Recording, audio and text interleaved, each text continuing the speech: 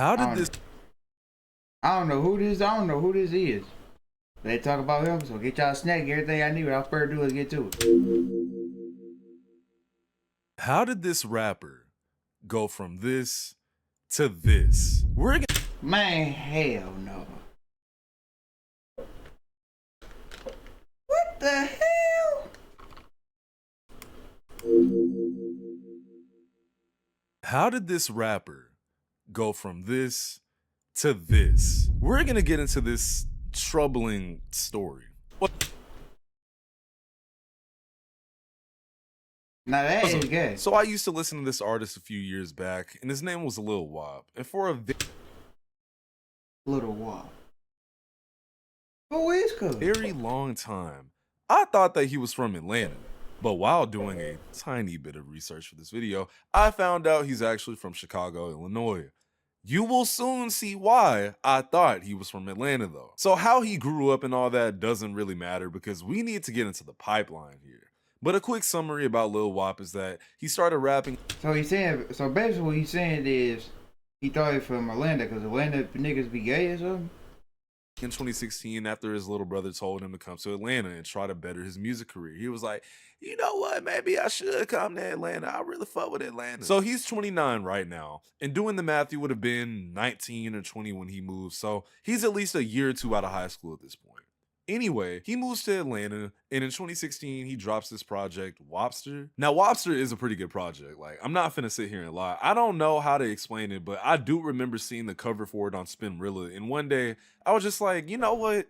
I'll listen. That was actually the day I discovered Trippie Redd, who actually became a pretty frequent collaborator of Lil Wop. If I'm not mistaken, I think they have quite a few, like, unreleased songs. And I think Lil Wop is on Trippie's album from... I don't even know. I'm not a big Trippie Redd fan. It doesn't matter. What does matter is that Lil Wop definitely gave off the vibe during this whole come up that he was a real, you know, street dude. Like he wanted them. I mean, you would hear some of his songs from his tapes and, you know, you would just think immediately like, oh, okay, this guy's probably, you know, a YN, as y'all like to call him. At least that's what I thought when I first discovered him. Now, after rapping for only 2 years, he would sign to 1017, you know, Gucci's label that is extremely cursed. Let me know if y'all want a video on that because I will do it. But he signed, and his big homie Oso Rico kind of not really put that together. But Oso Rico was one of his earliest, you know, collaborative partners. Now, apparently, they had a bit of a falling out because I don't even remember. How was the friendship, man? Like, was you guys sliding on each other every day? Was you guys like just kicking it? Man, that was like my, you feel me? Okay. That was supposed to be my slime, man, my blood, my brother, you feel me? You know, when did he start acting funny? Like, when did you notice that? No, he was, They said when you start acting funny, bro. Bro, what, this record label was when did he start acting funny? supposed to be my slime, man, my blood, my brother, you feel me? You know, when did he start acting funny? Like, when did you notice that?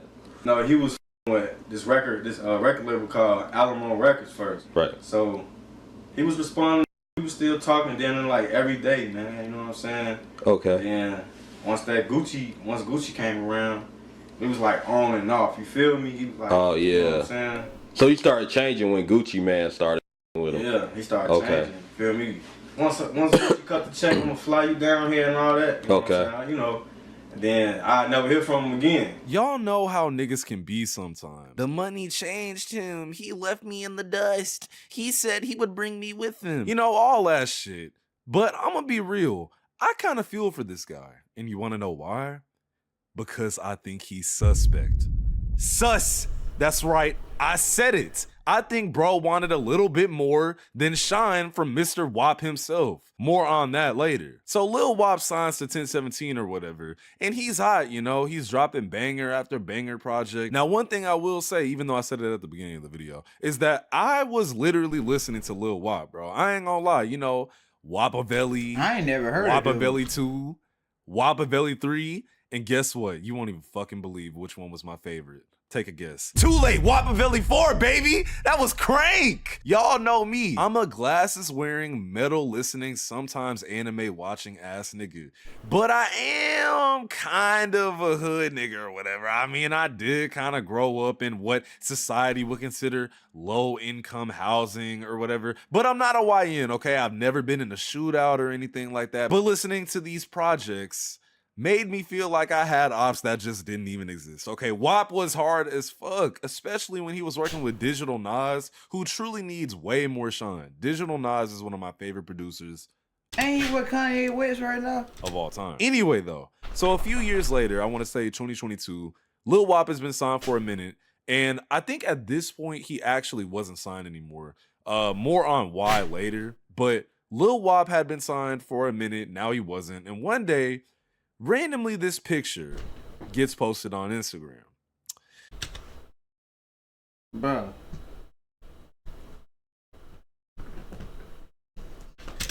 Now, I want y'all to remember what I was just talking about, how his music is very street coded, definitely talking about robbing, killing, swerving, you know, all the nigga shit that street niggas rap about. So seeing this picture, like, I remember being on my phone and just randomly seeing it because I followed him. First thing I did was unfollow that nigga. After that, I was like, I thought he gotta be hacked. But this was when AI couldn't really make pictures like this, bro. So like, I was like, holy shit, this is real. Like, this is him. Then the fucking caption, bro. Quote, I'm bisexual. I like guys and girls. It's whatever. Like, what you mean, bro? You can't do both. With the with that emoji. Bro, I was in a PS4 party or some shit, and I just remember out loud going like, what the fuck? Like, I still remember this shit, bro. So let me clarify for y'all. Hold on. Let me clarify for y'all. A nigga can do whatever the fuck he wants. I really don't care. In fact, I find it more gay to be worried about what another man is Be quiet, shh. doing with his meat. Because why are you worried about another nigga's meat? That's weird and suspect. Let niggas do what they want to do. Now, I did say I immediately unfollowed him because Marcellus, be quiet, bro. Shh. What's wrong? Shh. Lay down. Go shit. Go shit. Take a nap. What's wrong? You alright? Go to sleep.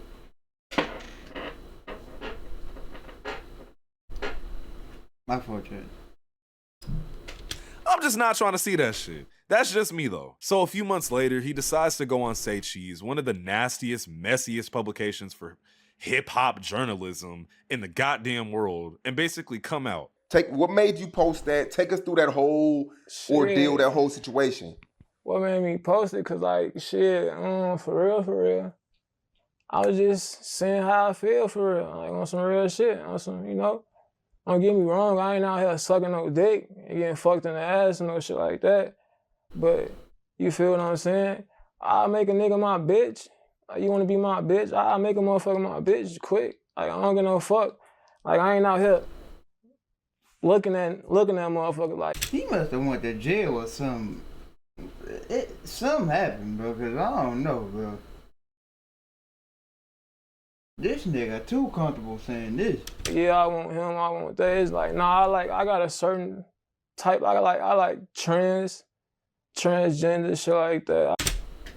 He said, oh shit, you can't say that on Twitch.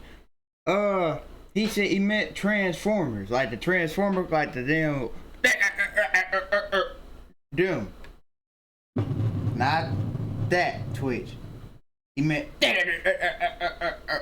Transformers, Bumblebee and Optimus Prime and Megatron. He meant them. I like, so shit. He like Megatrons. You know? Hey, bro, hold on. Why did he lick his lips like that after saying that, bro? Nigga started thinking and reminiscing. I still can't believe this is real, bro. My fault, y'all. So anyway, Yeah, he comes out, and I'm gonna be real. A lot of people weren't super happy about this. It's not that everyone was like, oh wow, Lil Wop, we hate you because you're suspect. It's more like people were just like shocked and honestly kind of over Lil Wop Like at that point. surprised. Now, I did say his projects were hard, but around this time, he wasn't signed anymore to 1017 because he actually had issues with Gucci Mane. And also, I do kind of just want to clarify, like, it never really got fully explained why he left 1017. Like, he did make a post saying, oh, I didn't get kicked or dropped, like I just left. But I don't know, like it just never got explained. He just called Gucci Mane a weirdo, and that was the end of his 1017 era. It's kind of a mystery, but I'm pretty sure we all know why. Let's be serious. On top of the fact that his sound basically stayed the same for 6 whole fucking years. Eventually, niggas started getting tired of talking on the internet, but they won't come outside. If you come around here after dark, or you won't survive. Like, Lil Wop definitely has a time attached to his music. This is something I've actually spoken about on my channel before, is that we do kind of like it when an artist stays the same for as long as they can, right? But eventually, there needs to be room for progress and improvement. Give y'all a prime example. I'll make it quick because I do need to get to the actual topic of this video, but we all miss 2016 and 2017 Lil Uzi. But do we really think if Uzi kept making Love Is Rages, he would have gotten any bigger? No. You have to improve as an artist. That's the funny part about hip hop, is we're always complaining, oh, I miss the old such and such.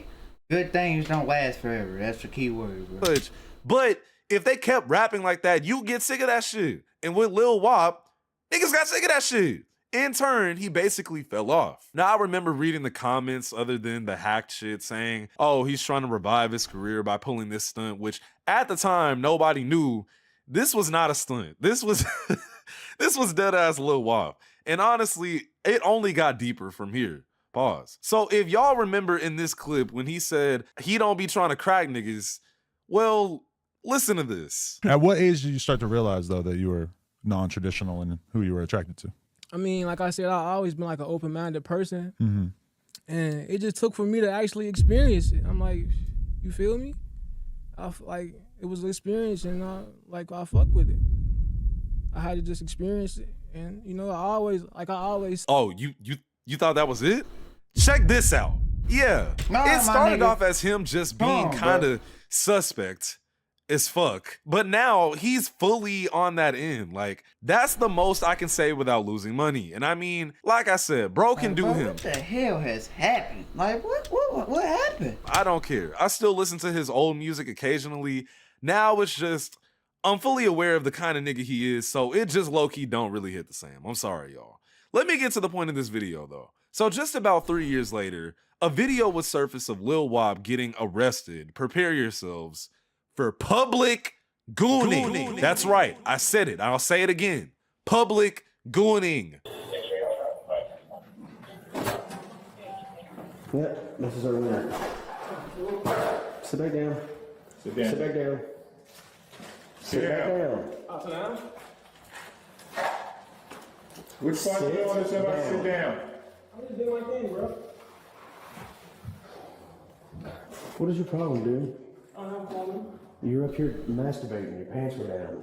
No, I just saw you. I'm not feeling Stop reaching for shit. I'll reach out for stuff, okay? Stop reaching for stuff. Without reaching for anything, you have an ID on you. I said without reaching for anything, do you have an ID on you? You really need to start paying attention. For sure. No, seriously, for sure. I got you. No, you don't. I got your license. Come back, you. Oh, this was him? Bro, I seen this before. Bro. This shit's sad, bro. Now, how he got to this point, I feel like it's pretty obvious that this man is a drug addict. I'm sorry. I'm sorry to be so blunt about it, but I mean, bro, come on, man. It's not like it's not like he was really hiding it either. I mean, this guy was always rapping about popping this perk and sipping that, lean that, you know. Then on top of that, I think this nigga blew the fuck out of his 1017 advance. Not meaning like he was dead broke right after. Maybe not even right now, but like, he made the extremely common mistakes of not investing his money. Like me personally, if I got an advance from a label up front, I'm buying studio equipment for the crib. But sometimes when you get a lot of money really quickly, you don't really know what to do with it. I mean, correct me if I'm wrong. But I feel like Lil Wop with the WAP went down the wrong path. Now, I do need to clarify again, there's nothing wrong with what he chooses to do in his spare time as far as being, you know, Wapiana. But the gooning in public shows me the old WAP we all knew that seemed to be a soul snatcher. Well, he probably is a soul snatcher, just in a different way. I don't know, man. I mean, I hope the dude genuinely gets some help. It seems like he is down terrible. And I mean, look at this picture. Like, looking at this guy, you can tell, like, he's really thinking about everything. I mean, he doesn't even look the same. It's sad. Anyway, I'm UVXCX. Stay off them drugs. Later. Hey. I don't know what the fuck wrong with it. I don't know what's his problem, but he needs to go see somebody.